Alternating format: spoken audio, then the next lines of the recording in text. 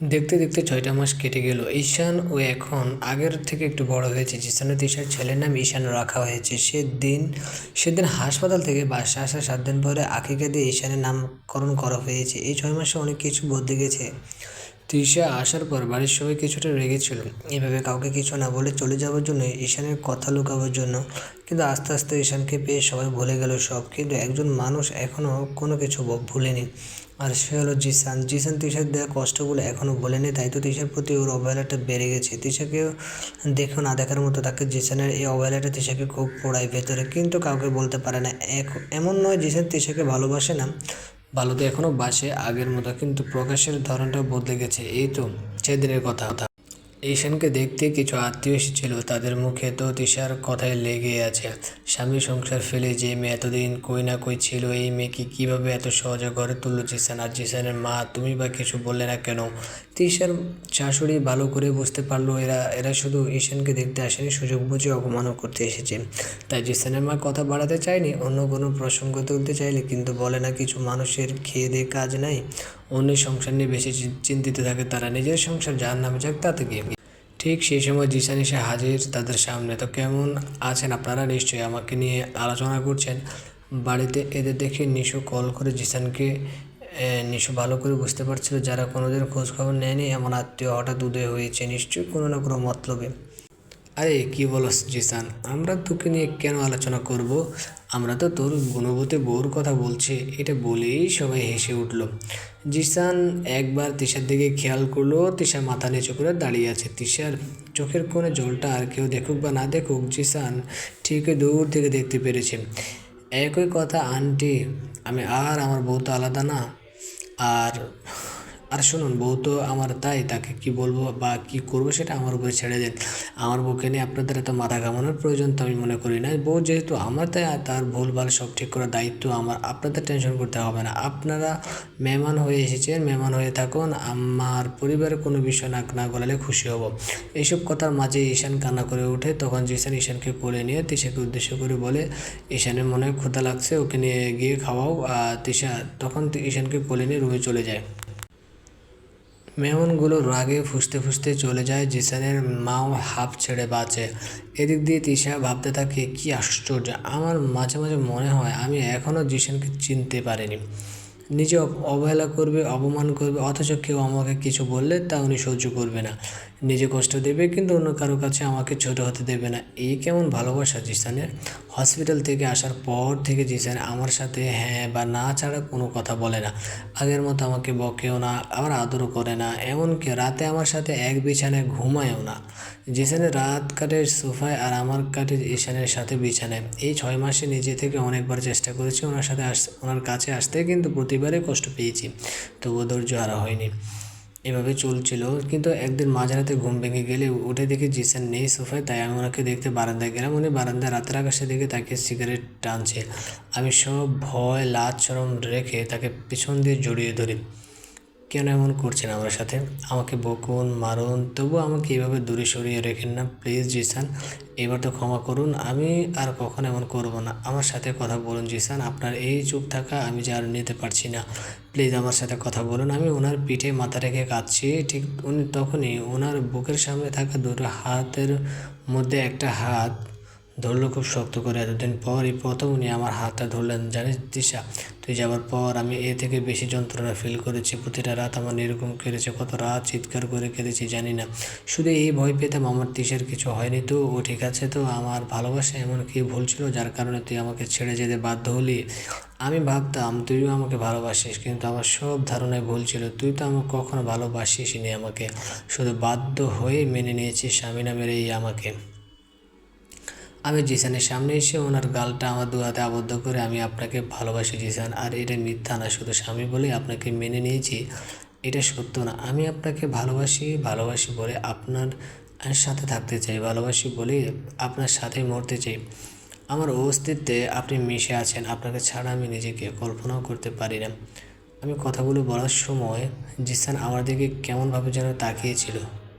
ওনার আজকের চাউনি আমার কাছে খুব অচেনা লাগছিল। উনি একটা তাচ্ছিল্য হাসি দিল আর আমাকে তার কাছ থেকে সরানোর জন্য একটা ধাক্কা দিল। আমি তাল সামলাতে না পেরে নিচে ফ্লোরে পড়ে গেলাম। আর উনিও আমার সামনে হাঁটু গেড়ে বসলো, হাতে আরও একটা সিগারেট ধরিয়ে একটা টান দিল আর আমার দিকে তাকিয়ে বলল, জানিস ভালোবাসার মূল মন্ত্র কি? বিশ্বাস। যাকে আমরা ভালোবাসি তাকে নিজের থেকেও বেশি বিশ্বাস করতে শিখতে হয়। আর তুই তো আমাকে বিশ্বাসই করিস না, ভালোবাসা তো দূরেই থাক। যদি বিশ্বাস করতি তাহলে আমাকে এইভাবে ছেড়ে চলে যেতে পারতি না, আমাকে কষ্ট দিতে পারতি না। একটা সত্য কথা বলতো, তোর মনে হয়নি আমার অপরাধ সম্পর্কে আমাকে অবগত করা? আরে ফাঁসির আসামিকে তো একবার সুযোগ দেওয়া হয় কিছু বলার, তাহলে আমি কেন পেলাম না বলতো? আমার ভেতরটাও পুড়ছে, জানিস কেমনে? ঠিক এইভাবে। জিসান তিশার পাটা শক্ত করে ধরে জ্বলন্ত সিগারেটটা লাগিয়ে দিল। শুধু একবার না, একই জায়গায় 3বার জ্বলন্ত সিগারেটটা ধরে রেখেছিল। তিশা চিৎকার দিতে চেয়েও চিৎকার দিতে পারেনি। ঈশান উঠে যাবে বলে তাই 2 হাত দিয়ে নিজের মুখ চেপে ধরছে। সহ্য করতে না পেরে চোখ দিয়ে পানি তিশার অনবরত পড়ছে, কিন্তু তবু জিসানকে কিছুই বলছে না। আর কখনো আমার কাছে আসার চেষ্টা করবি না, এখন যেমন আছিস তেমন থাকতে হবে তোকে, এইভাবে থাকতে হবে বাকি জীবন আমার সাথে, তুই এখান থেকে কখনো মুক্তি পাবি না। জিসান উঠে ওয়াশরুমে চলে গেল আর তিশা অসহ্য যন্ত্রণা ছটফট করতে লাগলো। নিজে উঠে দাঁড়াতেও পারছে না, খুব কষ্টে দেওয়াল ধরে উঠে দাঁড়ালো। আস্তে আস্তে বিছানায় গিয়ে শুয়ে পড়লো, কাঁদতে কাঁদতে ঘুমিয়ে পড়লো। কিন্তু ফজর আজানে ঘুম ভেঙে গেল, তাই উঠে নামাজ পড়তে বসলো। তিশা যাওয়ার পর জিসানও 5 ওয়াক্ত নামাজ পড়তো, তাই জিসানও উঠে নামাজ পড়ে আবার ঘুমিয়ে পড়ে। তিশাও উঠে ঈশানের পাশে শুয়ে পড়ে। সকালে একটু দেরি করে জিসানের ঘুম ভাঙে। কাল রাত দেরি করে ঘুমিয়েছিল বলে আজ উঠে তিশাও ঈশানকে রুমে দেখতে পেল না, হয়তো উঠে গেছে। জিসানও ফ্রেশ হয়ে নিচে চলে গেল, ঈশানের সাথে বসে কিছুক্ষণ খেলা করে নাস্তা করে নিল। কিন্তু ঘুম থেকে উঠে এই পর্যন্ত তিশাকে একটিবারও আর দেখলো না, তাই হতাশ হয়ে জিসান অফিসে চলে গেল। তিশা আজ রান্না ঘরেই ছিল, ইচ্ছা করে জিসানের সামনে আসেনি। কাল রাতের ঘটনা স্মরণ হলে তিশার বুকটা এখনো কেঁপে ওঠে। জিসানের এমন একটা রূপ তিশা আগে কখনো দেখেনি। কাল তিশা জিসানের চোখে কোনো দয়া বা মায়া দেখেনি নিজের প্রতি, দেখেছে শুধু অভিমান আর রাগ। ঈশান তানজিলার কাছে বেশিরভাগ থাকে, শুধু খাওয়া আর রাতে ঘুমানোর সময় ঈশানকে পায় তিশা। তা না হলে সারাদিন ঈশান কখনো তানজিলা, কখনো দাদা দাদি বা নিশুর কাছে থাকে। মাঝে মধ্যে তিশার মন চায় হারানো বিজ্ঞপ্তি দিতে, কারণ ও ছেলেকে মাঝে মধ্যে খুঁজতে বেরোতে হয়। সারাদিন যার কাছে থাকুক না ঈশান, জিসান এলে আর কেউ নিতে পারে না। জিসান বাসায় এসে আগে ঈশানকে খোঁজে, আর ঈশানও আজকাল বাবাকে ভালোই চেনে। মাঝখান দিয়ে আমি পর হয়ে গেলাম। ঈশান সবার কাছে থাকতে পারে বলে ভালোই হলো, কারণ আজ শরীর খুব খারাপ লাগছে, পায়ের পোড়ার ব্যথায় জ্বর আসছে মনে হয়। তাই ভাবির কাছে ঈশানকে দিয়ে কিছুক্ষণ শুয়ে পড়লাম। কিছুক্ষণ পর কাঁপুনি দিয়ে জ্বর আসছে, জ্বরের ঘরে কিছুই আর মনে নেই। ঈশানকে খাইয়ে দাইয়ে বিকেলে ভাবির কাছে দিয়ে এসেছিল তিশা। এখন সন্ধ্যা হয়ে গেছে, জিসানও কিছুক্ষণ পর চলে আসবে, আর সেই ছেলেকে খুঁজবে। তাই তানজিলা ঈশানকে কোলে নিয়ে তিশার রুমে চলে আসে। এসে দেখে তিশা ঘুমিয়ে আছে। এই মেয়ে এই ভরা সন্ধ্যায় ঘুমিয়ে আছে কেন? এই দিক দিয়ে তো নামাজের সময়ও চলে যাচ্ছে। তাই তানজিলা তিশার কাছে এসে ওকে ওঠানোর জন্য হাতটা ধরে ঝাঁকাতে নেয়। দেখে তিশা গা ফুলে যাচ্ছে জ্বরে। তানজিলা তাড়াতাড়ি ওর শাশুড়িকে ডেকে আনে। নিশিও চিল্লাচিল্লি শব্দ পেয়ে দৌড়ে চলে আসে, তাড়াতাড়ি ডক্টরকে ফোন দেয়। কিছুক্ষণ পর জিসানদের ফ্যামিলি ডক্টর চলে আসে। ডক্টর চেক করার সময় তিশার পায়ের দিকে চোখ যায়, পুরো জায়গাটা ফোসকা পড়ে গেছে, খুবই খারাপ অবস্থা। ডক্টর সবাইকে জিজ্ঞেস করলে এই কীভাবে হয়েছে, কিন্তু উপস্থিত কেউ কিছু বলতে পারেনি। তখন ডক্টর পুরো জায়গাটা ভালো করে ড্রেসিং করে দেয় আর বলে এইটার যন্ত্রণার কারণে জ্বর আসছে। জ্বর, ব্যথা আর শরীর দুর্বল হওয়ার কারণে তিশা জ্ঞান হারায়। ও ডক্টর ওষুধ দিয়ে তিশার শাশুড়ির সাথে কথা বলতে বলতে নিচে নামছিল। জিসানও তাওহিদ ওই সময় বাসায় প্রবেশ করে আর ডক্টরকে দেখে কিছুটা ভয় পেয়ে যায়। মা কি অসুস্থ? ঈশান ঠিক আছে তো? জিসান বলে। জিসান বাবা, ঈশান ঠিক আছে, আমি তো তোমার বউকে দেখতে এলাম। কেন, তিশার কী হয়েছে আগে বলো? তোমার বউয়ের পা এভাবে কীভাবে পড়লো? খুবই খারাপ অবস্থা, ব্যথার কারণে জ্বর এসে পড়েছে আর খুবই দুর্বল শরীর। সারাদিন মনে হয় কিছু খাইনি, তুমি একটু খেয়াল রেখো। রাতও যদি জ্বর না কমে তাহলে হসপিটালে নিয়ে যেতে হবে। আমি এখন আসি। ডক্টরের কথাগুলো শুনে আমি 1 মিনিটও দাঁড়াইনি, দৌড়ে রুমে চলে আসি। এসে দেখি তিশা অজ্ঞান হয়ে পড়ে আছে। নিশু জল পট্টি দিচ্ছে, আমি ওকে ইশারা করে ও চলে গেল। আমি তিশার পাশে বসে ওকে জড়িয়ে ধরলাম, ওর গালে কপালে ঠোঁটে পাগলের মতো কিস করলাম। তিশার শরীর গরম হয়ে আছে জ্বরে। আমি সত্যি সরি জান, আমি এমন চাইনি তুই এতটা কষ্ট পাবি, আর ভাবিও নি। সরি জান, সরি সরি বলে তিশার কপালে একটা ডিপ কিস করে। হয়তো তিশার জাগনা থাকলে এসব কিছুই করতো না জিসান। এই দিক দিয়ে জিসান তিশার শরীর থেকে কাপড়গুলো খুলে পুরো শরীর মুছে দেয়। তিশাকে এতদিন পর এতটা কাছে পেয়ে জিসান কিছুটা ঘোরে চলে যেতেন, কিন্তু পর মুহূর্তে নিজেকে সংযত করে ফেলে। তিশার পাটা দেখে পাটার মধ্যে একটা কিস দেয়। জিসান তিশাকে আজও আগের মতো ভালোবাসে, কিন্তু আজ অভিমানটা ভালোবাসা থেকে বেশি জায়গা করে নিয়েছে। তাই তিশাকে কষ্ট দেয়, কিন্তু এতে জিসানও খুব কষ্ট পায়। তা হয়তো বুঝতে দেয় না তিশাকে। তার থেকে জিসানের ভালোবাসা কম হবে না তিশার প্রতি। তিশাকে হারানোর ভয়টা জিসান এতই বেশি পেয়েছে যে তিশা এখন জিসানের অনুমতি ছাড়া বাড়ির বাইরে যাওয়া নিষেধ। বাড়ির চারপাশে গার্ড রাখা আছে, গার্ডকে নির্দেশনা দিয়ে দেওয়া হয়েছে। এমনকি এই 6 মাসে জিসান তিশাকে বাপের বাড়িও যেতে দেয়নি। এই হলো তিশার প্রতি জিসানের অন্যরকম ভালোবাসা।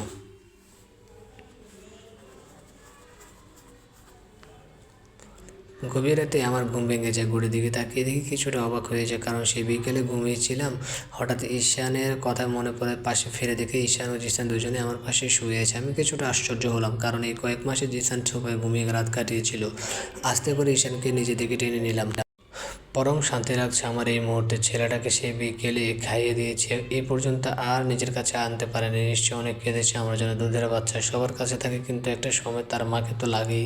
অথচ আমি এইভাবে পরে পরে ঘুমিয়েছিলাম, কীভাবে পারলাম? আমি ছেলেটার কষ্ট কথা চিন্তা করে চোখ দিয়ে কিছু অশ্রু বারিশে পড়ল তিশার। এই এক পরম সুখ একজন মায়ের জন্য, তা হয়তো ভাষায় প্রকাশ করার মতো না, একজন মাই বুঝবে। ঈশানকে রেখে আমি বিছানা থেকে উঠতে নিলাম, কিন্তু পাটা নিচে ফেলার সাথে সাথে কিছুটা ব্যথা অনুভব করলাম। আর নিজের অজান্তে মুখ থেকে একটু শব্দ বের হয়ে আসলো। সাথে সাথে বিছানায় বসে পড়লাম। পায়ের দিকে তাকিয়ে দেখি ব্যান্ডেজ করা। এটা কী করলো ভাবতে লাগলাম, কি করা যায়। ওয়াশরুমে যাওয়া দরকার, কিছুক্ষণ পর আজানও দিবে, নামাজটা পড়তে হবে। কি করে সামনে মোবাইলটা দেখে চিন্তা করলাম নিশু বা তানজিলা ভাবিকে কল দেবো। না, এত রাতে তাদের জ্বালানো ঠিক হবে না। এসব চিন্তা করতে হঠাৎ মনে হলো আমি শূন্যে ভাসছি। একটু পর বুঝতে পারলাম আমার কেউ পাচা খুলে নিয়েছে। আমি তার দিকে অবাক হয়ে তাকিয়ে আছি। আমাকে নিয়ে গিয়ে ওয়াশরুমে নামিয়ে দিল। পায়ে পানি লাগাবি না, নামাজ পড়তে চাইলে তায়াম্মুম করে নে, তোর হয়ে গেলে আমাকে ডাক দিস। আমি বাইরে আছি, জিসান বলল। আমি তার যাওয়ার দিকে তাকিয়ে আছি। কি বলবো, আসলে ভাষা খুঁজে পাচ্ছি না এই মুহূর্তে। একটু কালোই বললো তার কাছে না যাই, আর আজ নিজে পীড়িত করতে আসছে। ঢং দেখলে গা জ্বলে। নিজে কষ্ট দেবে, আবার নিজেই সেবা করবে, শয়তান কোথাকার। আমি এমন আকাশ পাতাল চিন্তা করে যেই ওয়াশরুমে দরজাটা লাগাতে নিলাম, তেমনি উনি দরজাটায় খাদ্যে ধরে ফেললো। আমি ওনার দিকে ফেলে তাকিয়ে রইলাম। কী হলো, দরজা লক করছিস কেন? এত রাতে এখন রুমে কেউ আসবে না, আর আমি তো আছি, তাই দরজাটা শুধু ভেড়িয়ে দে, লাগানোর দরকার নেই। আর তার এসব কথায় আমি ভ্রু কুঁচকে তাকিয়ে রইলাম। আসলে তাকে বোঝার চেষ্টা করছি, আর তখনই আমার চিন্তার মাঝে এক বালতি জল ফেলে দিল। কী হলো, এমনভাবে তাকিয়েছিস কেন? আমার কি নতুন করে রূপ জ্বলজ্বল করছে? সত্যি করে বলতো, নিজে একা ফ্রেশ হতে পারবি নাকি আমার ভেতরে আসতে হবে তোকে সাহায্য করার জন্য? বলতেছে জিসান। ওনার কথায় এমন মনে হলো আমি নিজে যদি এক বালতি পানি এই লোকটার শরীরে ঢেলে দিতে পারতাম, মনটা শান্তি হতো। না, আমি কিছুটা চিল্লিয়ে বললাম, আমি একাই পারবো। বলা দরজাটা ভেড়িয়ে দিলাম। এদিক দিয়ে জিসান দেয়ালে হেরান দিয়ে চোখ বন্ধ করে ভাবছে, এই মেয়েটা মনে হয় না এই জীবন আমাকে বুঝবে, সারা জীবন আমাকে এইভাবে পুড়াবে। আমার ভেতরে অশান্তির ঝড় উঠিয়ে নিজে খুব শান্তি পায়, কিন্তু এবার থেকে আমি একা পড়বো না, তোকেও পড়াবো। তবে সেটা হবে আমার তাপে তোকে আমি পোড়াবো, আমার ভালোবাসার সিঁদুরে তোকে ডুবাবো। আমি ওয়াশরুমের দরজাটা খোলার সাথে সাথে দেখলাম উনি দাঁড়িয়ে আছে। আমি কিছু বলার আগে আমাকে আবার কোলে তুলে নিল। আমি মানা করলেও সে শুনে নাই। আমাকে নামাজে বসিয়ে দিল। নিজে উঁচু করে আমার সামনে নামাজের জন্য দাঁড়ালো। দুজনেই একসাথে নামাজ শেষ করলাম। উনি আমাকে উঠিয়ে বিছানায় না বসিয়ে সোফায় বসিয়ে দিলেন। আমি মনে মনে ভাবছি, কি হলো এখন? কি আমাকে বলবে আজ থেকে তুই সোফায় ঘুমাবি, আমার খাটে তো কোনো জায়গা নেই, ব্লা ব্লা ব্লা। কিন্তু না, সে এসব কিছুই বললো না। এখানে চুপচাপ বস, আমি আসছি। কিছুটা যেয়ে থেমে গেলো। আর হ্যাঁ, জায়গা থেকে এক পাও নড়বি না। আমি সোফায় হেলান দিয়ে মনে মনে ভাবছি, আসলে কোনো রসপস নেই এই লোকটার মাঝে। কথায় কথায় হুমকি দেয় আমায়। মনে হয় আমি ওনার বউ না, কোনো জেলখানার কয়েদি, আর উনি জেলার। যাই হোক, এই বাহানায় উনি আমার সাথে কথা তো বলতে। আজ কতদিন পর উনি নিজ থেকে আমার কাছে আসছে, আমি এতে খুশি। আগে যদি জানতাম তাহলে নিজেই নিজের পা পুড়িয়ে ফেলতাম। হঠাৎ কিছুর শব্দে আমার ধ্যান ভাঙলো। সামনে তাকিয়ে দেখি সাহেব আমার খাবার নিয়ে এসেছে। আমি তো আজ অবাক, এর উপর অবাক। খেয়ে নিন তাড়াতাড়ি, জিসান বলল। আমি কিছুক্ষণ তার দিকে তাকিয়ে মুখটা অন্যদিকে ঘুরিয়ে ফেললাম। আমি খাবো না, ক্ষুধা নেই আমার।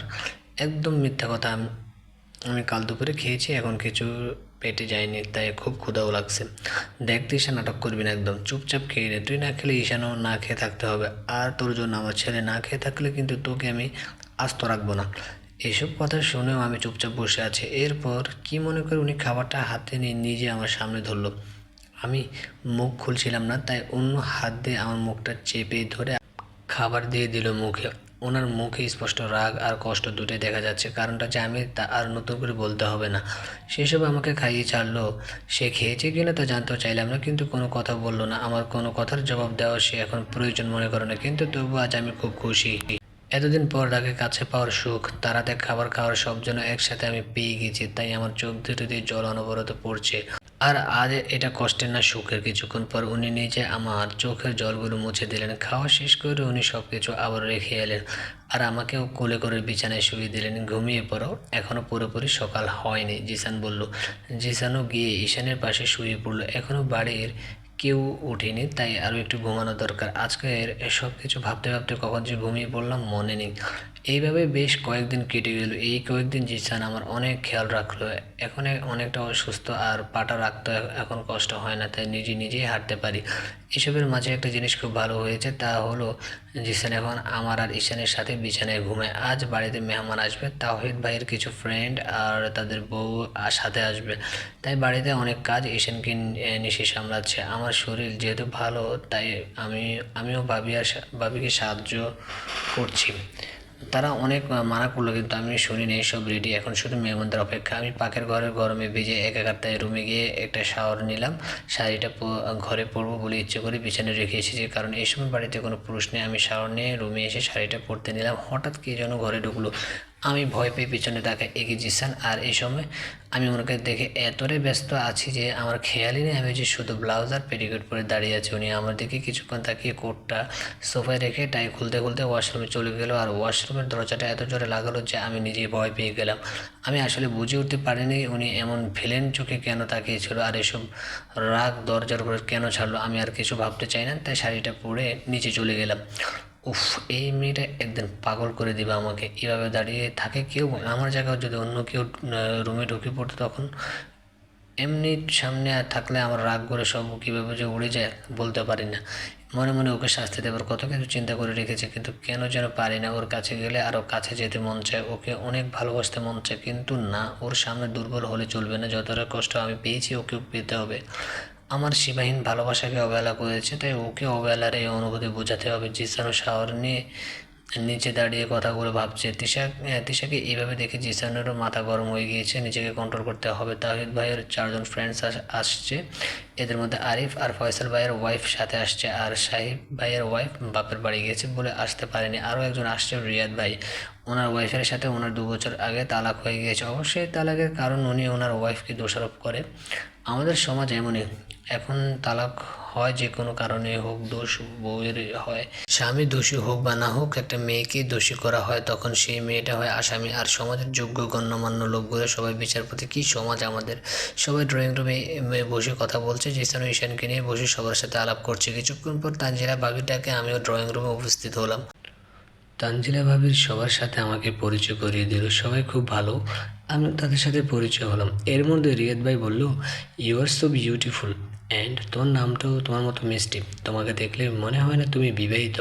আমার তার কথাগুলো তেমন ভালো না লাগলেও সৌজন্যতা বজায় রাখতে একটা ধন্যবাদ দিলাম, কিন্তু এরপর লক্ষ্য করলাম রিয়াদ ভাই কীভাবে যেন আমার দিকে তাকিয়ে থাকে। এরপর চা পানি নেওয়ার সময় বাহানায় লোকটি আমাকে বারবার টাচ করছে। আমার খুব বেশি অস্বস্তি লাগছে, কিছু বলতে পারছি না, তাই বারবার জিসানের দিকে তাকালাম, কিন্তু আমার ভাবনায় উনি জল ঢেলে দিলেন। উনি ঈশানের সাথে খেলতে ব্যস্ত, আমাকে দেখার মতো সময় তার নেই। এই দিক দিয়ে লোকটা কেমনভাবে যেন আমার দিকে তাকিয়ে আছে, তাই আমি আর এক মুহূর্ত ওখানে না দাঁড়িয়ে চলে গেলাম। ভেবেছিলাম এদের সামনে আর আসবো না, কিন্তু ডিনার করার সময় আবার আসতে হলো। লোকটি এখানেও এমন করছে। আমি কিছু বলতে পারছি না, জিসানের দিকে তাকিয়ে একটা দীর্ঘশ্বাস ফেললাম।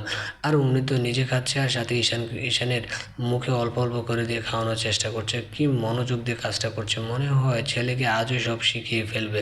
খাওয়ার পর সবাই কিছুক্ষণ আড্ডা দিয়ে চলে গেল। আমিও সব কিছু গোছগাছ করতে লাগলাম। সবাই যাওয়ার জন্য বের হলো। তাহিদ ভাই ও তানজিলা ভাবিও তাদেরকে এগিয়ে দেওয়ার জন্য বের হলো, সাথে আমিও বের হলাম। আর রিয়াদ ভাইকে ডাক দিলাম, হ্যান্ডশেক করার জন্য হাতটা বাড়ালাম, আর রিয়াদ ভাইও হাসতে হাসতে হাত বাড়ালো। কিন্তু তার হাসিটা মুহূর্তের মধ্যে বিলীন হয়ে গেল। কারণ হলো জিসানের এত জোরে হাতটা ধরেছে যে বেচার কিছুতেই ছাড়াতে পারছে না, বরং হাতের ব্যথায় করে উঠে, জিসান কি করছো, ছাড়ো আমায়, আমার খুব লাগছে। রিয়াদের চিল্লাচিল্লিতে তাহিদ ও বাকি সবাই সবাই ঘুরে তাকালো। তাওহিদ দৌড়ে এসে জিসানকে হাত ছাড়ানোর জন্য বলছে, কিন্তু জিসান তো নাছোড়বান্দা, ও হাতটা আরও জোরে চাপ দিয়ে ধরেছে। কেউ কিছু বুঝে উঠতে পারছে না এখানে হচ্ছেটা কি। জিসান, ছাড় ভাই, কী করছে ও? তাওহিদ বলল। ওর সাহস কী করে হলো আমার তিশার দিকে নোংরা চোখে তাকানোর আর ওকে স্পর্শ করার? এই হাত দিয়ে বারবার ওকে টাচ করার চেষ্টা করেছিলি না? কী করে ভাবলি আমি কিছু দেখতে পাইনি? আমি সব দেখেছি, কিন্তু তুই ভাইয়ের বন্ধু বলে আর মেহমান হয়ে এসেছিস বলে ঘরে কিছু বলিনি। আর কোনো দিন তোকে যাতে এই বাড়ির আশেপাশে না দেখে, তাহলে মেরে তোর লাশ কুকুরকে খাওয়াবো, মনে রাখিস। জিসান হাতটা ছেড়ে দিল। রিয়াদ ব্যথায় নিচে বসে পড়লো। তাওহিদ আর বাকি সবাই বুঝতে পারলো, কিন্তু কেউ কিছু বললো না, কারণ রিয়াদের চরিত্র এমনি ভালো না। ওর এসব বাজে স্বভাবের জন্য ওর বউ ছেড়ে চলে গেল, কিন্তু তাওহিদ আশা করেনি ও এমন কিছু করবে বাসায় এসে, তাহলে আর ইনভাইট করতো না ওকে। রিয়াদকে ফয়সাল ধরে হসপিটালে নিয়ে গেল। রিয়াদ ব্যথায় হাতটা নাড়াতে পারছে না। আমি পাকের ঘরে কাজ সেরে রুমে চলে গেলাম ঈশানকে দেখতে, কিন্তু রুমে এসে দেখি ঈশান নেই। ভাবলাম ঈশান নিশ্চয়ই মায়ের ঘরে, তাই মায়ের ঘরের দিকে যেতে নিলাম, কিন্তু কেউ আমাকে টেনে রুমে নিয়ে দেয়ালের সাথে চেপে ধরলো। আমার বুঝতে একটু সময় লাগলো না এটা যে জিসান। উনি রাগে একটু লুক নিয়ে আমার দিকে তাকিয়ে আছে, আর আমি চিন্তিত যে আজ আবার কি করলাম। কিন্তু এত চিন্তা করেও কিছু পেলাম না। কিছুক্ষণ পর উনি বলে উঠল, পরপুরুষের স্পর্শ পেতে খুব ভালো লাগে তোর, তাই না? ওনার কথায় আমার মাথা গরম হয়ে গেল। মন চাইলো ওনাকে এই মুহূর্তে গরম খুন্তি এনে কয়েকটা ছেঁক দিয়ে দিই। এসব কী বলছেন আপনি? ও কি বলছি কেন এখন বুঝতে পারিস না? রিয়াদ যখন বাহানা দিয়ে বারবার তোকে স্পর্শ করেছিল, কি মনে করেছিস আমি কিছু দেখিনি? নাকি আমি অন্ধ? খুব মজা লাগছিল তাই না? তাই তো কিছু না বলে মজা নিচ্ছিলে। হাত ছাড়ুন, আমার লাগছে, তিশা বলল। তাই আমি ধরলে ব্যথা লাগে, আর রিয়াদ যখন ধরেছিল খুব মজা লাগছিল। একদম বাজে বকবেন না। আমি কি তাকে বলেছি আমাকে ধরতে? আর ওই লোকটা যে বারবার আমার সাথে এমন করেছিল, তখন কিছু কেন বললেন না? এখন আমাকে শাসাতে আসছেন? আমার কথা শুনে উনি আমার হাতটা ছেড়ে দেন। আমি হাঁপ ছেড়ে বাঁচলাম। কিছুক্ষণ পরক্ষণে উনি আমার ভাবনা ছেদ করে আমার কোমরকে শক্ত করে ধরে ওনার বুকের সাথে চেপে ধরলেন, আর আমার এতে ওনার নাকের গরম নিঃশ্বাস আমার মুখের উপর পড়ছে, আর ওনার চোখ জোড়া আমার চোখে আবদ্ধ। তাই তো রিয়াদের হাতটা শুধু ভেঙেছে। বাড়িতে যেই আসুক আর কোনোদিন তোকে যাতে না দেখে কোনো ছেলে মানুষের সামনে এমন হ্যাং হ্যাং করে যেতে। আর আজকাল দেখছি তোর মুখে খই ফুটছে, খুব বেশি বেশি কথা বলিস। আমি আবার কিভাবে চুপ করাতে হয় খুব ভালো করে জানি, দেখাবো? উনি আঙ্গুল দিয়ে আমার মুখে স্লাইড করছে, এতে আমার যা যা অবস্থা। আমার নিঃশ্বাস যেন বন্ধ হয়ে যাচ্ছে যখন ওনার হাতটা আমার গলা থেকে নিচে নামছে। উনি কি বলছে আমার কানে কিছুই আসছে না। একসময় উনি আমার চুলের ভেতরে হাত দিয়ে আমাকে আরও কাছে এনে আমার ঠোঁটকে নিজে ঠোঁটে আবদ্ধ করে ফেললো। আমি আসলে স্বপ্ন দেখছি নাকি বাস্তবে হচ্ছে কিছুই বুঝতে পারছি না, কারণ আমি শকড। কিন্তু উনি ওনার কাজে ব্যস্ত। মনে হয় অনেক চাওয়ার পর কেউ কিছু পেলে যেমন যত্ন করে রাখে, ঠিক তেমনি উনি আজ পেল। অনেকক্ষণ পর উনি নিজেই ছেড়ে দিল আর আমাকে ধাক্কা দিয়ে সরিয়ে দিল। আমি সামলাতে না পেরে বিছানায় পড়ে গেলাম, আর উনি চলে গেল। আমার এমন রাগ উঠলো, অসভ্য কথাকার। কি বললি তুই? জিসান ফিরে এসে বলল, কিছু না, কিছু না তো। আমি এমনি বললাম, আজ কি বার? আপনি কি শুনেন? ওনাকে আবার দেখে আমার গলা শুকিয়ে গেল। হিটলারটা শুনছে কি না কে জানে। শুনলে আবার খবর আছে, তুলে একটা আছাড় মারতেও কষ্ট হবে না আমার জন্য। উনি এবার চলে গেল, আর আমি ভয়ে সামনের গ্লাসে রাখা পানিটা এক ঢোকে খেয়ে ফেললাম। কিছুক্ষণ চিন্তা করলাম, ব্যাটার একটু শিক্ষা দিতে হয়। কিভাবে দেবো? দিন দিন ওনার হিটলারগিরি বেড়ে যাচ্ছে। আমি কিছু চিন্তা করে মায়ের রুমে গেলাম। মা ঈশানের সাথে খেলছে। আমি গিয়ে মায়ের পাশে বসলাম। জানিস তিশা, ঈশানকে দেখতে একদম জিসানের মতো হয়েছে। আমার কাছে লাগে আমার ছোট জিসানটা বসে আছে। দেখ জিসানের ছোটোবেলার ছবি। মা আমার হাতে অনেক পুরনো ছবির অ্যালবাম দিল। এখানে জিসানের ছোটোবেলার অনেক ছবি আছে। দেখতে কত কিউট লাগতো নাকি? কে জানতো কিউট ছেলেটি এমন রাগী হবে বড় হলে। আমি মায়ের সাথে আরও কিছুক্ষণ কথা বলে মাকে হঠাৎ বললাম, মা আমি বাড়ি যাব। আমার এই কথা শুনে আমার শাশুড়ি মা এমনভাবে তাকালো, মনে হয় কি এমন কঠিন আবদার যেন আমি করেছি। কি হলো মা? আপনি কি চিন্তা করছেন? কিছু না, জিসানকে বলো ওর কোনো সমস্যা না হলে যেতে পারো। মা উনি তো আমার কোনো কথাই পাত্তাই দেয় না। প্লিজ মা আপনি একবার বলুন, আপনাকে মানা করতে পারবে না। মা কিছুক্ষণ ভেবে, আচ্ছা আমি চেষ্টা করবো রাজি করাতে, কিন্তু কথা দিতে পারছি না। আচ্ছা আমার লক্ষ্মী মা। মাকে জড়িয়ে ধরে খুশিতে ব্রেক লাগাও তিশা। আগে তোর স্বামীকে ম্যানেজ করতে পারে কিনা দেখি। যে তেরা আমার ছেলে, মা হয়ে আমি নিজেও ভয় পাই ওকে। পরের দিন সকাল। সবাই নাস্তা করছে, ঠিক এই সময় তিশার শাশুড়ি জিসান তিশার বাপে বাড়ি যেতে চায় কিছুদিনের জন্য, তুই ওকে আর ঈশানকে সাথে করে নিয়ে দিয়ে আস। এই কথা শুনে জিসান একবার আমার দিকে তাকালো, এরপর মায়ের দিকে তাকিয়ে বললো, আমি দিয়ে আসবো এক শর্তে, আমার সাথে রাতে আবার চলে আসতে হবে। আমি বলছিলাম কি জিসান শোন, না মা এই ব্যাপারে কিছু আর শুনতে চাই না, আমার সাথে রাজি থাকলে যেতে পারবে, তা না হলে যাওয়ার কোনো দরকার মনে করি না। জিসান উঠে গেল আর তিশা জিসানের যাওয়ার দিকে তাকিয়ে অন্য কিছু ভাবছে।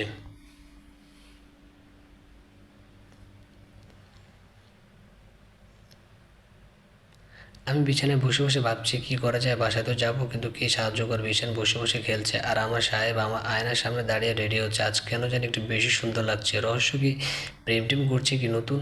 আজকাল একটু বেশি সময় নিয়ে রেডি হয়ে দিন দিন মনে হয় আরও বেশি হ্যান্ডসাম হয়ে যাচ্ছে। আমাকে তো ঘরে বন্দি করে রাখে, অথচ নিজে কত সাজুগুজু করে অফিসে যায়। কেন রে, অফিসে যাওয়ার জন্য এত রেডি হতে হয় কেন? কোনো ঘাপলা আছে মনে হয়। আমি রেডি হচ্ছিলাম, আয়নার দিকে তিশাকে দেখতে পেলাম। ম্যাডাম গভীর চিন্তামগ্ন, নিশ্চয়ই কোনো শয়তানি বুদ্ধি চলছে মনে। যাই করো না তিশা পাখি, আমার কাছ থেকে তুমি পালাতে পারবে না। একবার সুযোগ পেয়েছো বলে যে বারবার পেয়ে যাবে তা কিন্তু নয়। তুমি যদি থাকো ডালে ডাকলে, আমি থাকি পাতায় পাতায়। আমাকে জ্বালানোর জন্য তুই বারবার বাসায় যেতে চাইছিস, তা কি আমি বুঝি না? তোর মন মস্তিষ্ক কখন কী চলে সবাই বুঝে। জিসান কথা বলে মনে মনে বলছে, কিরে আমাদেরকে এমনভাবে তাকিয়ে আছিস কেন? নজর লেগে যাবে তো, অন্যদিকে তাকা। আমি অন্যদিকে তাকিয়ে, নতুন কার প্রেমে পড়েছেন? তিশা বলল, কী সব বাজে বকছিস, তোর মাথায় কি ভালো কিছু আসে না? আগে তো ভাবতাম একটা তার ছেলে, এখন তো মনে হয় পুরাটাই মাথা গেছে। আমি বসা থেকে উঠে সোজা ওনার সামনে গেলাম। তাহলে দিন দিন এত সুন্দর হয়ে যাচ্ছেন কেন, আর অফিসে এত সাজুগুজু করে যাওয়ার মানেটা কি? হ্যাঁ, কী মনে করেন আমি কিছু বুঝি না? তিশা আমার মাথায় চুলগুলো হাত দিয়ে এলোমেলো করে দিল। এর এর আমার শার্টের পরে শার্টের বোতামগুলো খুলতে লাগলো। এ কী করছিস কি? আমার শার্ট কেন খুলছিস? দেখ তিশা, আমার সম্মান কেড়ে নিস না, আমি কিন্তু চিৎকার দেবো। অসভ্য কোথাকার, শুধু বাজে চিন্তা, একদম চুপ, তা না হলে মাথা ফাটিয়ে দেবো কিন্তু। তিশা আমার শার্ট খুলে আমাকে অন্য একটা শার্ট ধরিয়ে দিল। এটা কি? এই রঙের কাপড় আমাকে একদম শ্যুট করে না, কেমন দেখা যায়?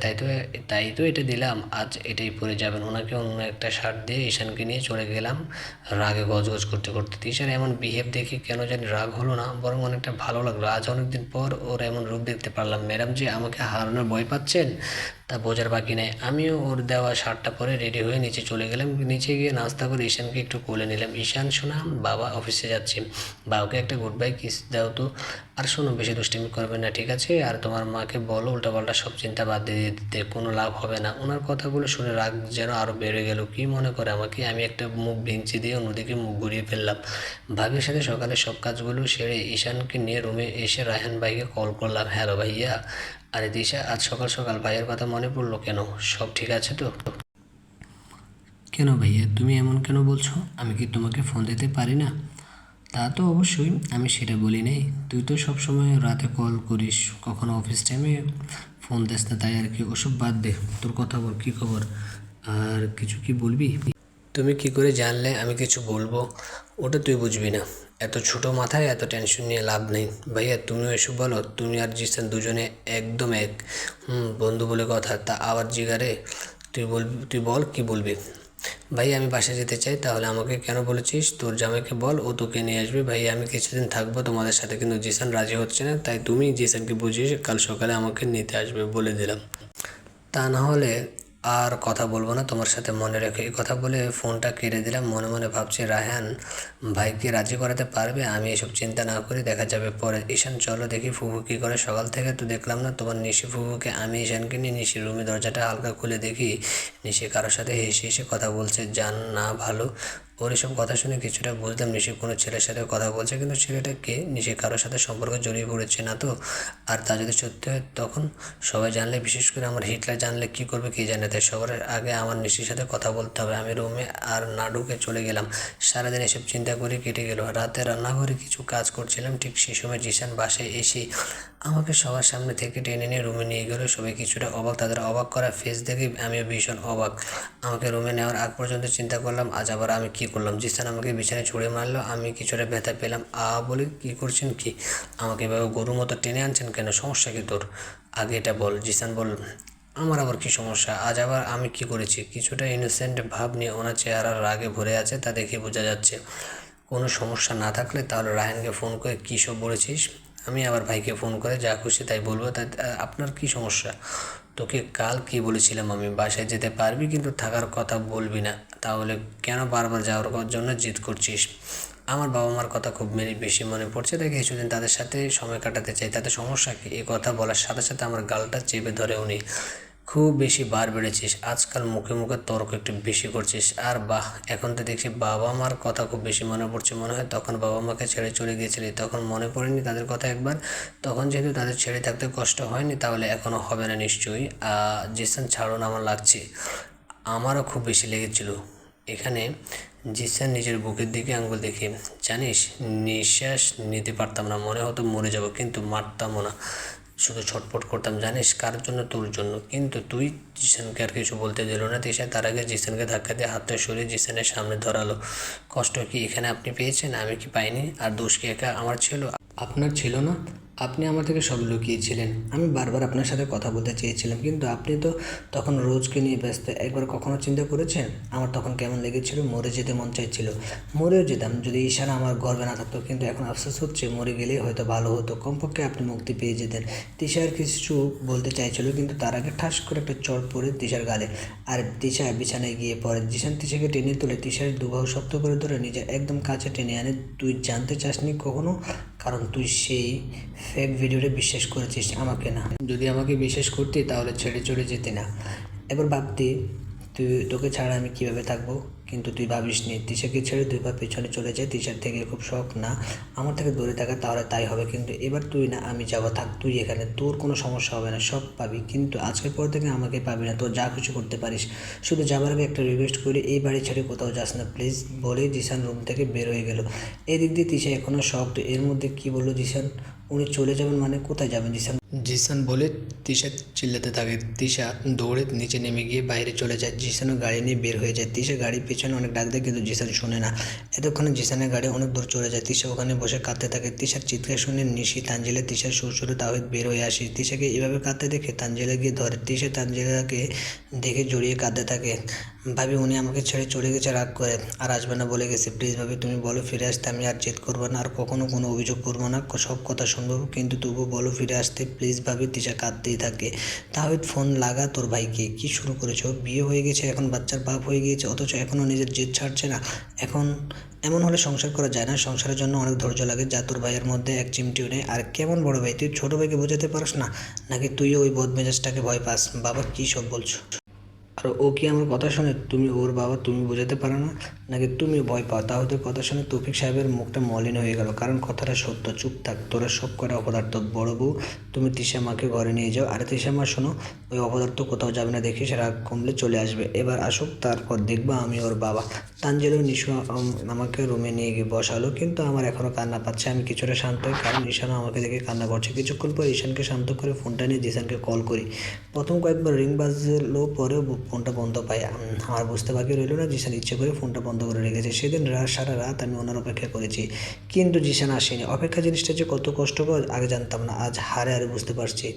যখন তাকে ছেড়ে গিয়েছিলাম তখন সবাই ওনার সাথে আছে বলে কখনো এত টেনশন করিনি, কিন্তু আজ তো আমি জানি না উনি কোথায়, কী করছে, ঠিক আছে তো? এসব চিন্তা করে বুকটা কেঁপে উঠছে। আজ আমি বুঝতে পারছি, এমন প্রতিটা রাত জিসানও আমার চিন্তা করে কাটিয়েছে। ওনারও তখন এভাবে হারানোর ভয়টা বারবার নাড়া দিত, যা আমি আজ অনুভব করতে পারছি। জিসান প্লিজ একবার চলে আসুন। আজকের পর থেকে আমাদের মাঝে আর কাউকে আসতে দেবো না, রাগ অভিমান কেউ না। আপনি আমাকে আপনার কষ্টটা অনুভব করাতে চেয়েছিলেন, দেখেন আমি আজ বুঝতে পারছি আপনার কতটা কষ্ট হয়েছে তখন। প্লিজ চলে আসুন, আপনার তিশা আপনার জন্য অপেক্ষা করছে। ভোরে ফজরের আজান শুনে তিশা নামাজ পড়ে নিল। ঈশানের সাথে শুয়ে রইল, কিন্তু ঘুম আসছে না। সকাল সকাল রায়হান এসে হাজির তিশাকে নিতে, কারণ তিশা কাল বলেছিল আজ নিতে না আসলে আর কোনোদিন তিশা রায়হানের সাথে কথা বলবে না। তিশাকে নিয়ে যাওয়ার ব্যাপারে জিসানের সাথে কথা বলে জিসানের সাথে অনেক তর্ক বিতর্ক হয়। এই প্রথম জিসান ও রায়হানের মধ্যে মনোমালিন্য হয়, তাই জিসান অনেকটা রেগে বাসায় আসে। আর বাসায় এসেও তিশার সাথে এসব হয়ে যায়, যার কারণে রাগ করে জিসান বাড়ি থেকে চলে যায়। রায়হান এসব শুনে সব শুনতে পায়। আর রায়হান তিশার কাছে গেলে তিশা ভাইকে দেখে জড়িয়ে ধরে কাঁদতে থাকে। আর রায়হান খুব ভালো করে জানে জিসান এসব কেন করছে, কিন্তু রায়হানের মনে হলো জিসান এখন কিছুটা দিন একা থাকুক, এতে ওর ভেতরের রাগটা কমে যাবে। রায়হান তিশাকে বুঝিয়ে কিছুটা শান্ত করে, এরপর তিশাকে না নিয়ে চলে যায়। এভাবে 2 দিন কেটে যায়। জিসান না বাসায় এসেছে না অফিসে গিয়েছে, আর ফোনটা বন্ধ। তিশার এখন আর সহ্য হচ্ছে না বসে থাকতে। তিশা চিন্তা করতে থাকে জিসান কোথায় যেতে পারে। আগেও নাকি এভাবে রাগ করে চলে যেত, কোথাও যেত, কাকে জিজ্ঞেস করবো। তিশা চিন্তা করছে, বুঝছি, আর কেউ জানুক বা না জানুক, একজন মানুষ আছে যে জিসানের সব জানে। তিশা দেরি না করে ফোনটা হাতে নিল। হ্যালো ভাইয়া। তিশা বল। রায়হান বলল, ভাইয়া জিসান কোথায়? আমাকে কেন জিজ্ঞেস করছিস? ভাই আমি এতদিনে এতটুকু তো বুঝতে পেরেছি তুমি জিসানের সব জানা, তাই আমার কাছে লুকিয়ে লাভ নেই। এখন বলো, ও রাগ করলে কোথায় গিয়ে লুকিয়ে থাকে? আসলে ও জানলে খুব রাগ করবে। আমি তোমার আপন বোন, তোমার মনে আছে তো? উফ, তোরা যে কেন এত ঝগড়া করিস? এবারই লাস্ট, এরপর তোরা এমন করলে দুজনকে পাবনায় পাঠিয়ে দেবো। কিন্তু তুই একা কীভাবে যাবি? তুই তো চিনবি না। তুই রেডি হ, আমি আসছি। আমি রেডি হয়ে নিলাম, জিসানেরই দেওয়া একটা শাড়ি পরলাম, হালকা সাজ দিলাম, ঈশানকে তানজিলা ভাবির কাছে দিয়ে সব খুলে বললাম। তানজিলা ভাবি ঈশানের চিন্তা করতে মানা করলেন। আমিও জানি ভাবি ঈশানকে অনেক ভালোবাসে, আর ঈশানও ভাবিকে পেলে সব ভুলে যায়, তাই আপাতত ঈশানকে নিয়ে টেনশন নেই। আমি বের হয়ে দেখি নিলয় দাঁড়িয়ে আছে। আমি গিয়ে দাঁড়াতে নিলয় গাড়িটা দরজা খুলে দিল। আমি গাড়িতে বসে বাইরের দিকে তাকিয়ে আছি। সারা রাস্তা নিলয় আর আমি খুব কম কথাই বলেছি। জিসান যে বাড়িটায় আছে, বাড়িটা শহর থেকে একটু দূরে। কিছুক্ষণ পর পৌঁছে গেলাম। আমি নামতে নিলে নিলয় আমাকে ডাক দেয়, জি ভাইয়া। রাগ আর অভিমানটাকে দূরে রেখে দুজনে মিলে যাও। তোমরা দুজন দুজনকে খুব ভালোবাসো, তাহলে এত ভালোবাসে অভিমানটা কেন আসতে দাও? জিসান কেমন আমরা সবাই জানি, তুমিও জানো। এবার হয়তো ওর অভিমানটা একটু বেশি জমে গেছে, তাই এবার তোমাকে ওর অভিমানটা ভাঙাতে হবে। তুমি নিশ্চয় বুঝছো? তিশা মাথা নেড়ে হ্যাঁ বলল। তিশা নেমে বাড়ির ভেতরে চলে গেল, আর নিলয় তিশা যাওয়ার পথে কিছুক্ষণ চেয়ে রইল, এরপর চলে গেল। আমি দরজাটা নক করবো, ঠিক তখনই কেউ দরজাটা খুলে বের হলো। আপনি কে ম্যাডাম? আমি তিশা। লোকটাকে আর কিছু বলতে হলো না। মধ্যবয়স্ক লোকটি আমাকে বলল, জিসান বাবা উপরের রুমে, আমি শুধু রান্না করতে আসি। আমি চলে যাব এখন। আমি লোকটাকে জিজ্ঞেস করলাম, চাচা আপনি আমাকে চেনেন? লোকটি হেসে মাথা নাড়ালো। আমি উপরের রুমে ঢুকে দেখি জিসান বারান্দায় দাঁড়িয়ে কফি খাচ্ছে। জিসান বুঝতে পারে, তাই তাই পিছনে না ঘুরে আমাকে জিজ্ঞেস করে তুই এখানে কেন এসেছিস? আপনি কি করে জানলেন আমি এসেছি? আপনি তো আমাকে দেখেননি। তোকে দেখার জন্য আমাকে চোখ দেখতে হয় না, তোর অস্তিত্ব আমি অনুভব করতে পারি। এখন বলো কেন এসেছিস? যদি বলি আপনাকে আমার প্রয়োজন। কেন? জিসান বলল। তিশা জিসানের দিকে এক পা করে আগাচ্ছে। রাতে শান্তির একটা ঘুম দেওয়ার জন্য তোমাকে আমার প্রয়োজন। সকালে আমার ভেজা চুলে তোমাকে ডোবানোর জন্য তোমাকে আমার প্রয়োজন। আমার সারা বেলা সব কাজের মাঝে তোমাকে স্মরণ করার জন্য তোমাকে আমার প্রয়োজন। আমার রাতে জ্যোৎস্না দেখার জন্য তোমাকে আমার প্রয়োজন। আমার সব ভুলগুলো শুধরাতে তোমাকে আমার প্রয়োজন। জীবনের সামনে চলার জন্য একজন প্রিয়জন তো দরকার, আর সেই প্রিয়জনকে কাছে পেতে তোমাকে আমার প্রয়োজন। জিসান এতক্ষণ স্থির দৃষ্টিতে তিশাকে দেখছে।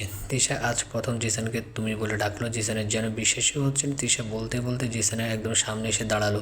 জিসান এখনও তিশার দিকে তাকিয়ে আছে। জিসানের মনে হচ্ছে আজও অন্য একটা তিশাকে দেখছে। তিশা হঠাৎ জিসানের পায়ের উপর ভর দিয়ে দাঁড়িয়ে জিসানের ঠোঁটে দুটো নিজের ঠোঁটের মধ্যে আবদ্ধ করে ফেললো। এতক্ষণে জিসানের ধ্যান ভাঙলো। জিসানও আজ সব রাগ অভিমান ফেলে দিয়ে তিশাকে নিজের কাছে টেনে নিল। এক হয়ে গেল দুজনের পুনরায়। দুজনের ভালোবাসার সামনে অভিমানটা শেষ হয়ে গেল। এতদিন পর দুজনের মিলন আবার হলো, পরিপূর্ণ হলো। দুজনের শুরু হলো আবার দুজনের ভালোবাসার অধ্যায়। আমি জিসানের উন্মুক্ত বুকে মাথা রেখে শুয়ে আছি। মনে হচ্ছে জীবনের সব থেকে সুখের স্থান এটা আমার কাছে। কেন যে এত ভালো লাগে ওনার বুকে মাথা রেখে শুয়ে থাকতে, জানি না। এই এক অদ্ভুত অনুভূতি। জীবনের শেষ পর্যন্ত আমি এই বুকে মাথা রেখে ঘুমাতে চাই। এই স্থানটি শুধু আমার, আর উনিও পরম আবেশে আমার চুলগুলোতে হাত বুলাচ্ছে। মনে মনে তো চাইছে এই সময়টাকে ধরে রাখি। জিসান বলল, তিশা আমি এখানে, কে বলেছে? রায়হান ভাই। তাহলে তো তোর ভাইকে একটা ধন্যবাদ দেওয়া দরকার, কি বলিস? জিসান বলল। তাই? কেন? ওর কারণে তো আজ তুই আর আমি সব ভুলে এত কাছে আসতে পারলাম। জিসান আমাকে জড়িয়ে ধরে কথাটা বললুম, আমার বউটাকে আজ কতদিন পর আদর করলাম। এই সবই তোর ভাইয়ের কৃতিত্ব। শয়তান কোথাকার, এইভাবে কেউ চলে আসে? আমি বাদে বাড়ির সবাই রিল্যাক্স ছিল। আমি তো কিছুতেই বুঝতে পারছিলাম না, কারণ ম্যাডাম আপনি বাদে সবার সাথে আমার কথা হয়েছে। কি এনি কথা? বাসায় চলে যায়, তারপর দেখাবো মজা। চল। ঈশান একা, তুই ফ্রেশ হয়ে নে, আলমারিতে তোর কাপড় আছে। আমি অন্যদিকে ব্রু কুচকিয়ে তাকালাম। কী হলো? আমার দিকে এমনভাবে তাকিয়ে আছিস কেন? আরে বাবা, আমি জানতাম তুই একদিন না একদিন এই বাড়িতে আসবি, তাই তোর জন্য কিছু কাপড় এখানে রাখা আছে। এখন যান, তাড়াতাড়ি করেন। আমি উঠে শাওয়ার নিয়ে ফ্রেশ হয়ে আসলাম। তিশা, তোকে রায়হান নিয়ে এসেছে? জিসান বলল। না, নিলয় দিয়ে গেছে। নিলয় কেন? জিসান বলল। ভাইয়া বের হচ্ছিল আমাকে নিতে, কিন্তু হঠাৎ ভাইয়ার খুব দরকারি কাজ এসে পড়েছে। সে সময় নিলয় ভাইকে ফোন দিল, আপনার ফোন বন্ধ কেন জানার জন্য। তারপর রায়হান ভাই সব খুলে বলল। ভাইয়া নিলয়কে রিকোয়েস্ট করলো, তাই নিলয় নিয়ে আসে এখানে। ও ওকে, তুই বস, আমি ফ্রেশ হয়ে আসি, তারপর রওনা দেব। ঘণ্টাখানেকের মধ্যে আমরা বাসায় এসে পড়লাম। জিসান এসে ঈশানের কোলে নিয়ে আদর করতে লাগলো। দুদিন পর ছেলেকে দেখেছে বলে। এই দুদিন নাকি নিশু ভিডিও করে ঈশানকে দেখাতো, অথচ আমি কিচ্ছুই জানি না। আমি বোকা বলে এদের সবাই মিলে বোকা বানালো। রাতে সবাই ডিনার করে রুমে চলে গেল, কিন্তু আমি, ভাবি আর নিশু জমিয়ে কিছুক্ষণ আড্ডা দিলাম। এরপর ভাবিও চলে গেল ভাইয়া রাখছে বলে। আমি ভাবলাম এই সুযোগে নিশুর সাথে কথা বলার। নিশু কিছু জিজ্ঞেস করলে সত্যি করে বলবে? এই কেমন কথা ভাবি? তোমাকে কবে আমি মিথ্যা বললাম? বলো, কী জানতে চাও?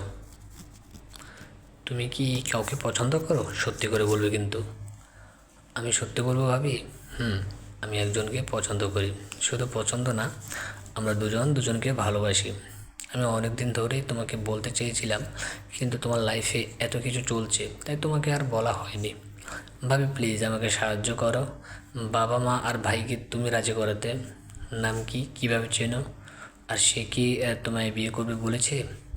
নাম আদি। এত বছর বাইরে ছিল, 1 বছর হলো বাংলাদেশে আসছে। এখন বাবার ব্যবসা দেখছে।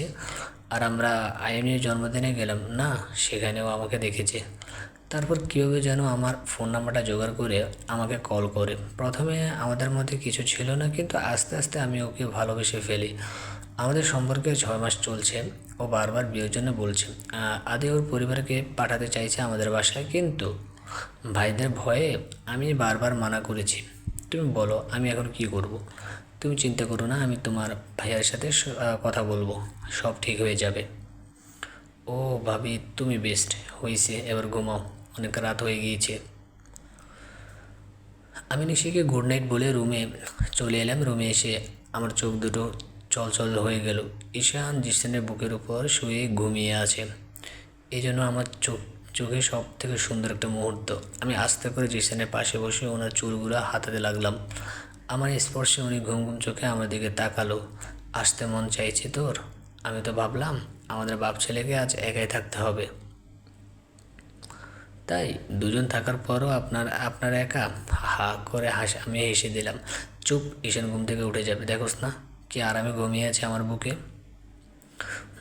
ও বুঝে এখানে অনেক শান্তি। জিসান আমার দিকে তাকিয়ে একটা মুচকি হাসি দিল। আমি ঈশানকে সুন্দর করে বিছানায় শুয়ে দিলাম।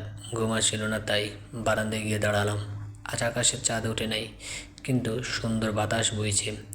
বাতাসে খোলা চুলগুলো উঠছে। হঠাৎ জিসান এসে পেছন দিয়ে জড়িয়ে ধরলো, গলায় একটা কিস করে বলল, ঘুমাবি না? ঘুম আসছে না কেন? এমনি। আপনি ঘুমান না কেন? তোকে ছাড়া ঘুম যে চোখে আসে না। আমি জিসানের হাতে হাত রেখে বললাম, তাই? ম্যাডাম, তুই কিছু ভাবছিস? আপনি কিভাবে জানলেন? তোকে যে আমি তোর থেকে বেশি চিনি। এখন বল কী ভাবছিস? একটা কথা জিজ্ঞেস করবো, রাগ করবেন না তো? আমি জানি তুই কী জানতে চাইছস। রোজ সম্পর্কে জানতে চাস, তাই তো? তাহলে শোনো। রোজ আমাদের সাথে ভার্সিটিতে পড়তো। বাবার বন্ধুর মেয়ে বলে আমাকে একটু দেখে রাখতে বলেছিল, কারণ ও নতুন ছিল আর কাউকে চেনে না। আমি ভার্সিটিতে কোনো মেয়ের সাথে তেমন কথা বলতাম না। রোজকে জানতাম বলে ওর সাথে টুকটাক কথা বলতাম প্রয়োজন হলে। প্রথম কিছুদিন ভালোই ছিল, কিন্তু আস্তে আস্তে রোজ একটু বেশি গায়ে পড়ে কথা বলতো। যখন তখন হাত ধরে টেনে নিয়ে যেত, ছোটোখাটো জিনিস নিয়ে আমার কাছে আবদার করতো। প্রথমে মনে করতাম ওর এখানে আপন কেউ নেই বলে হয়তো এমন করে। আমি একজন ফ্রেন্ড হিসেবে ও সাহায্য করতাম, কিন্তু ও আমার সাহায্যকে ভালোবাসা মনে করে। ও ভার্সিটিতে বলে বেড়াতে লাগলো ও আমার লাভার। যেহেতু রোজের সাথে আমাকে সবাই প্রায় দেখতো, মাঝে মাঝে আমি রোজকে ওর বাসাও ড্রপ করে দিতাম, তাই সবাই বিশ্বাস করতে লাগলো। ব্যাপারটা আমার কানে তখনও আসেনি। একদিন ক্যাম্পাসে বসে ফ্রেন্ডসদের সাথে আড্ডা দিচ্ছিলাম। এমন সময় আমার একজন ফ্রেন্ড এসে আমাকে সব বলে। আমার খুব রাগ উঠেছিল তখন। আর রায়হান আমাকে শান্ত হতে বলল আর রোজকে বোঝাতে বলল। আমি রোজকে বোঝালাম, কিন্তু রোজ কোনো কিছুতেই বুঝতে চায় না। বারবার এক কথা বলা শুরু করলো, আমাকে ভালোবাসে। অনেক বোঝানোর পরও যখন ও বুঝতে চাইছিল না, তখন আমি ওকে অ্যাভয়েড করা শুরু করলাম। ওর থেকে যতটা পারতাম দূরত্ব বজায় রাখতাম, কিন্তু এতদিন সহ্যের সীমা অতিক্রম করে ফেলেছিল। ক্যাম্পাসে একটা অনুষ্ঠান হচ্ছিল, অনেক মানুষও ছিল। হঠাৎ রোজ কোথা থেকে এসে আমাকে সবার সামনে জড়িয়ে ধরে। আমি সেদিন নিজের রাগটাকে আর সামলাতে পারলাম না। সবার সামনে ওকে কষে একটা থাপ্পড় মারলাম। আর সেদিন অনেক অপমান করেছিলাম। আমি ভেবেছিলাম এত অপমানের পর হয়তো ও আর আমার সামনে আসবে না, কিন্তু আমি ভুল ছিলাম। এরপরও এমন এক কাণ্ড করলো যা আমি ভাবতেই পারিনি। একদিন আমি ফোনে কথা বলতে বলতে লাইব্রেরির দিকে যাচ্ছিলাম।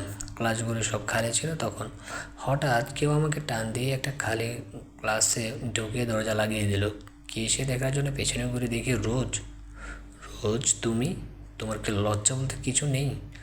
আর আমাকে এইভাবে টেনে আনছো কেন? তোমাকে আমি ছেড়ে দেব ভাবলে কীভাবে? আমার যেটা চাই তো চাই, আর আজ এমন ব্যবস্থা করব যাতে তুমি সারা জীবনের জন্য আমার হয়ে যাও। এসব কি বলছো? আর সরো, আমাকে যেতে দাও। কিন্তু ও আমার দিকে এগোতে থাকে আর নিজের কাপড় নিজেই ছিঁড়ে ফেলতে লাগলো আর চিৎকার করতে লাগলো। ঘটনা আকস্মিক ঘটায় আমি কিছুই বুঝে উঠতে পারছিলাম না। রোজ চিৎকার দিতে দিতে রুম থেকে দৌড় দিয়ে বের হয়ে গেল। আমিও ওর পেছনে পেছনে ছুটতে লাগলাম। ক্যাম্পাসের সবাই জড়ো হয়ে গেল। টিচারও এসে পড়ল রোজের চিৎকারে। রোজ সবাইকে বলল আমি নাকি ওকে খালি রুমে নিয়ে ওর সাথে খারাপ কিছু করতে চাইছিলাম। সবাই আমার দিকে সন্দেহ নজরে তাকালো। আমি সবাইকে বোঝাতে লাগলাম, কিন্তু রোজ মেয়ে বলে সবাই ওকেই বিশ্বাস করতে লাগলো, আর আমার কাছে কোনো প্রমাণও ছিল না। ঘটনাটা অনেক বেশি জটিল হয়ে পড়লো আমার জন্য। আমাকে কলেজ থেকে বের করে দেওয়ার কথা চলছিল। তখনই রায়ান আসে। আসলে তখন ফোনে রায়ানের সাথে কথা বলছিলাম। যখন রোজ আমাকে টান দিয়ে রুমে ঢুকায়, তখন ফোনটা হাতের থেকে পড়ে যায়, কিন্তু রায়ান লাইনে ছিল বলে ও সব শুনতে পারে আর রেকর্ডও করে ফেলে। আর সেই রেকর্ডটা সবাইকে শোনায়। এরপর রোজকে অনেক অপমান করে পুরো কলেজের সবাই। রোজকে কলেজ থেকে বের করে দেয়। আঙ্কেল এসব শুনে লজ্জায় রোজকে নিয়ে বিদেশ চলে যায়। এরপর তো জানিস, ও এত বছর পর আবার প্রতিশোধ নিতে এসেছিল। আমাদের কোম্পানিতে ডিল সাইন করা, আমাকে এভাবে ফাঁসানো, সব কিছুই ওর প্ল্যান ছিল।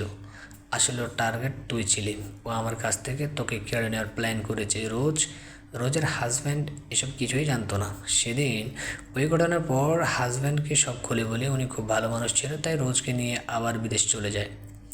আমি ভেবেছিলাম ও যাওয়ার পর তোকে সব বলবো, কিন্তু এর আগে আপনি ফুরুত হয়ে গিয়েছেন।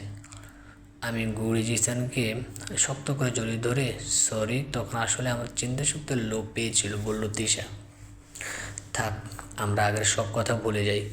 যে অতীত কষ্টের, সে অতীত মনে না করাই ভালো।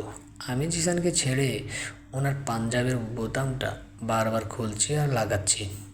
কি ম্যাডাম, আজ একটু বেশি রোমান্টিক মনে হচ্ছে। আমার কোমরটা ধরে টান দিয়ে কাছে টেনে কথাগুলো বলছে। ফাজিল কোথাকার, সব সময় মাথায় এসব চিন্তা ছাড়া কিছু থাকে না। না তাহলে তুই এমন করছিস কেন? কিছু বলবি? আগে বলেন, রাগ করবেন না, ওয়াদা করেন। জিসান কিছু একটা ভেবে, ওকে রাগ করবো না, বল। নিশি একজনকে ভালোবাসে। কথা বলার সাথে সাথে আমার সাহেবের চেহারার রং পাল্টে গেছে। আপনি রাগ করবেন না বলেছেন। জিসান নিজেকে স্বাভাবিক করে বলে, ছেলেটা কে? তারপর আমি সব ডিটেলস বলি। উনি কালই আদির পরিবারের সব খোঁজ নেবেন আগে, তারপর সবাইকে জানাবেন। রাত অনেক হয়েছে, চলো ঘুমাতে চাই। পরের দিন জিসান আদির পরিবারের সব খবর নিতে থাকে। আদির পরিবারে কোনো খারাপ কিছু পায়নি, তাই বিষয়টি জিসান বড় ভাই ও নিজের বাবাকে বলে। জিসানের পরিবারের সবাই রাজি হয়ে যায়, তাই নিশি ও আদিকে কল করে বিয়ের প্রস্তাব পাঠাতে বলে।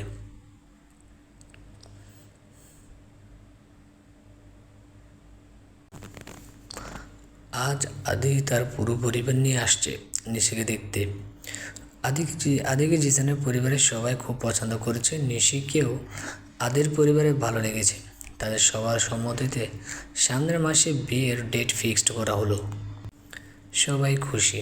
আদি আর নিশিকে পাশাপাশি বসালো। দুজনকে বেশ মানিয়েছে। আদির মা নিশিকে আংটি আর হাতে 2 জোড়া চুড়ি পরিয়ে দিয়ে ডায়মন্ডের। পরিবারের সবাই খুব খুশি। বাড়ির মেয়ের বিয়ে বলে কথা। আদির পরিবারের সব কিছু ঠিকঠাক করে রাতে সবাই ডিনার করে চলে যায়। বিয়ে যেহেতু 1 মাস পর, তাই বিয়ের সম্পূর্ণ দায়িত্ব পড়ে জিসান ও তাওহিদ ভাইয়ের উপর। বাড়ির একমাত্র মেয়ের বিয়ে, কোনো কিছুতে কমতে রাখতে চাইছে না জিসান ও তাওহিদ ভাইয়া। নিশির জন্য শপিং হতে শুরু করে কোনো কিছুতে ত্রুটি নেই। পুরো বাড়িতে এক উৎসবের আমেজ এখন থেকে শুরু হয়ে গিয়েছে। মেহমানদের বিয়ের দাওয়াত দেওয়া শেষ, বিয়ের সব প্রস্তুতিও প্রায় শেষ। বিয়ের এই সপ্তাহ আগে থেকে মেহমান আসা শুরু হয়ে গিয়েছে। পুরো বাড়ির মেহমান দিয়ে গিজগিজ করছে। এত মানুষের মাঝেও জিসান কিছুক্ষণ পর পর আমাকে খোঁজে। মনে হয় আমি কোনো ছোট বাচ্চা মেলায় ঘুরতে এসে ভিড়ের মাঝে হারিয়ে যাব। এই নিয়ে বড় ছোট সবাই হাসাহাসি করা শুরু করে দিয়েছে ইতিমধ্যে। আমি তো রাগে তার দিকে তাকালে সে ডোন্ট কেয়ার একটা লুক দিয়ে আশ্চর্য। এই লোকটার পাগলামি যে আমাকে সবার সামনে লজ্জায় পড়তে হয় সে কি বোঝে না? আজ নিশির গায়ে হলুদ, সবাই রেডি হয়ে নিচে চলে গেছে, অথচ আমি এখনও রেডি হতে পারিনি। ঈশান আজকাল খুব বেশি দুষ্ট হয়ে গেছে, একদম বাপের মতো। ওর কারণে আমিও রেডি হতে পারিনি। ওকে আগে রেডি করিয়ে ওর ফুপুর কাছে দিয়ে আসলাম। এখন যদি একটু শান্তি মতো রেডি হতে পারি। না, তা কি আমার কপালে আছে? রুমে এসে দেখি জিসান ওয়াশরুম থেকে চিল্লাচ্ছে, তিশা, এই তিশা করে। উফ, ওনার আবার কী চাই? কী হলো? এমন ষাঁড়ের মতো চেঁচামেচি করছেন কেন? কি বললি তুই? না কিছু না, আমি বলছিলাম কি, কিছু লাগবে? তোয়ালটা দে, আমি নিতে ভুলে গিয়েছি। উফ, এই লোকটাও আমাকে শান্তি দেবে না। আমি তোয়ালটা নিয়ে দাঁড়ালাম। এই নিন। উনি তোয়াল সহ আমাকেও টান দিল। আমি নিজেকে সামলাতে না পেরে জিসানের উপর গিয়ে পড়ি আর নিজেও ঝর্ণার পানিতে কাক ভেজা হয়ে পড়ি। এটা কি হলো? জিসান আমার কোমর জড়িয়ে ধরলো। ছাড়ুন আমায়। আমাকে কেন টেনে আনলেন? রোমান্স করবো বলে। জিসান আমার ঘাড়ে কিস করতে থাকলো। এটা কি রোমান্স করার জায়গা? কি করব বলো? সারাদিন ব্যস্ততায় চলে যায় আর রাতে ক্লান্তে ঘুমে এসে পড়ে। তাই চিন্তা করলাম শাওয়ার নেওয়ার সময় রোমান্স করলে কেমন হয় বল? আমার এত শখ নেই। এমনি আপনার ছেলের জন্য রেডি হতে পারিনি, আর এখন আবার আপনি। আমি সাজবো কখন, রেডি হব কখন? এমনি তোকে দেখলে চোখ সরাতে পারি না, তার উপর আজ এত বেশি সাজলে আমি তো ঘায়েল হয়ে যাব। তখন কিন্তু আবার আমাকে আটকাতে পারবি না। এই ছাড়েন আমায়। আপনি দিন দিন ফাজিল হয়ে যাচ্ছেন। এক বাচ্চার বাবা হয়েও এত রোমান্স কোথা থেকে আসে? মাত্র একটা বাচ্চা? আমার তো হাফ ডজন বাচ্চার প্ল্যানিং চলছে।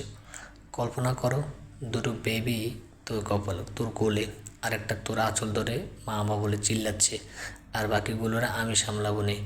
জিসানের কথা শুনে আমার চোখ কপালে। লোকটা কি? আমার তো মাঝে মধ্যে মন চায় লোকটার মাথায় একটা বাড়ি মারি। মাথায় কিছু সমস্যা আছে বলে মনে হয়। হইছে থাক, আমার এই ধরনের কল্পনা স্বপ্নেও আসে না। তাই আপনার কল্পনার গাড়ি এখানে থামান। জিসান আমাকে আরও কাছে টেনে নিয়ে, যাই বলস না কেন, আমার কিন্তু একটা ছোট দিশা চাই। আর যে পর্যন্ত না ছোট্ট একটা দিশা না পাই, আমার প্রসেসিং থামবে না। আল্লাহর, এই কোন পাগলের পাল্লায় আমারে পালাইলা?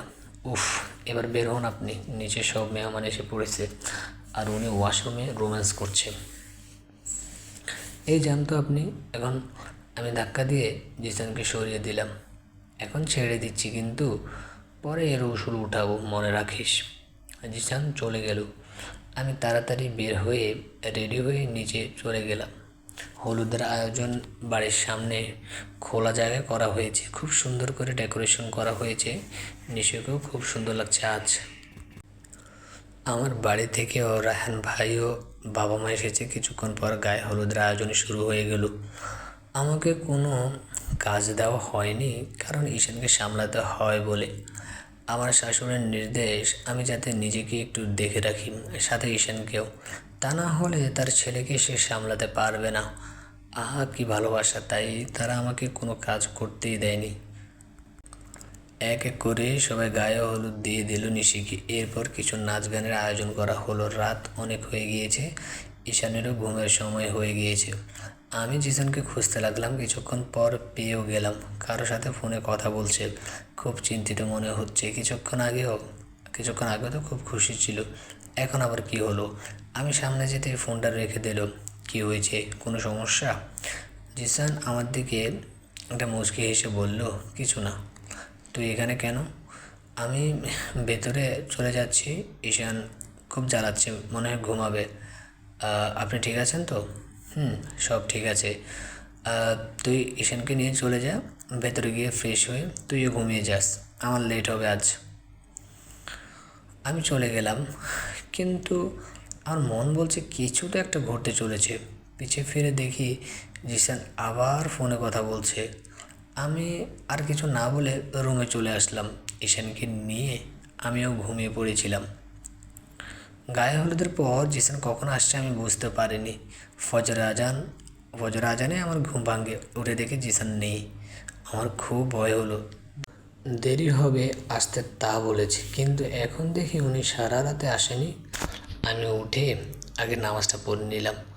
এরপর বাহির হয়ে সারা বাড়ি জিসানকে খুঁজতে লাগলাম, কিন্তু জিসান বাসায় নেই। তাই দেরি না করে ওনাকে ফোন দিলাম, কিন্তু ফোন বন্ধ বলছে। কেন জানি আমার কিছু ভালো লাগছে না, মনটা খুব অশান্ত হয়ে পড়েছে। আমি রায়হান ভাইকে কল করলাম, ভাইয়া কল ধরলো। আমি কিছু বলার আগে ভাইয়া বলা শুরু করে দিল, হ্যালো তিশা, জিসান আমার সাথে আছে, তুই চিন্তা করিস না, আমরা একটা কাজে আসছি। জিসানের ফোনে চার্জ নেই, ওকে এখন রাখ, পরে কথা বলবো। আমি কিছুটা টেনশন ফ্রি হলাম, কিন্তু মন থেকে কেন জানি ভয়টা দূর হচ্ছে না কোনো মধ্যে। আমরা সবাই বিয়ের হলরুমে উপস্থিত হয়েছি, কিন্তু জিসান আর রায়হান ভাই এখনও আসেনি। মেহমানও এক এক করে এসে পড়েছে। নিশিকে আজ অনেক সুন্দর লাগছে। প্রিয় মানুষটির সাথে বিয়ে হবে বলে নিশিকেও খুব খুশি লাগছে। এই দিক দিয়ে তাহিদ ভাই বরপক্ষকে বারবার ফোন দিচ্ছে, কিন্তু আশ্চর্য কেউ ফোন ধরছে না। কিছুক্ষণ পর জিসান ও রায়হান ভাইকে দেখতে পেলাম। তাদের গায়ে এখনও কাল রাতের হলদের পোশাক, আর চেহারা দেখে বুঝতে পারলাম কিছু তো একটা হয়েছে। পুরো পরিবার রেস্টরুমে, বরপক্ষ আসবে না, জিসান নিজে বিয়ে ভেঙে আসছে। সবাই বিস্ময় হয়ে জিসানের দিকে তাকিয়ে আছে। কারণ কারণ জানার জন্য নিশির চোখে পানি মনে হয় কোনো বাদ মানছে না। জিসান নিশির কাছে গিয়ে হাঁটু বাজ করে বসে নিশির হাত দুটো নিজের হাতে নিয়ে বলতে শুরু করলো, কাল রাত বাহির থেকে নিলয় কল করেছিল। নিলয় এতদিন জানতো না আদের সাথে তোর বিয়ে ঠিক হয়েছে। আমি ওদের বাসায় কার্ড দিয়েছিলাম, কিন্তু নিলয় বাংলাদেশের বাইরে ছিল বলে এই কদিন ওর সাথে কোনো কথা হয়নি। কিন্তু কালও ফোন করে যা বলল, তা শোনার পর আমার নিজের প্রতি খুব রাগ হয়েছিল। কেন আমি আরও ভালো করে আদের খোঁজ নিলাম না? আদের কোনো খারাপ রেকর্ড এখানে পাইনি, কারণ আদি 5 বছর ধরে বাইরে ছিল, কিন্তু ওখানে আদের অতীত খুব জঘন্য ছিল, আর ওর অতীত তোর বর্তমানকে ধ্বংস করে দিত। তাই বাধ্য হয়ে বিয়েটা ভেঙে দিতে হয়েছে। বিয়ে ভেঙে দিয়েছিস কেন? এত মেহমান যে বাইরে দাঁড়িয়ে আছে, তাদের আমি কী জবাব দেব? আমার এত বছরের মান সম্মান সব ডুবিয়ে দিলি, কেন করলি? আমাদের সাথে কিছু না জিজ্ঞেস করে কারণটা কি বল, বলল তৌফিক। আদি লিভিং রিলেশনে ছিল এত বছর, তাও আবার একজনের সাথে নয়, অনেক মেয়ের সাথেও সম্পর্ক ছিল। এদের মধ্যে একটা মেয়ে প্রেগনেন্ট হয়ে পড়েছে। যখন আদি জানতে পারে, ও ওখান থেকে পালিয়ে বাংলাদেশে এসে পড়ে।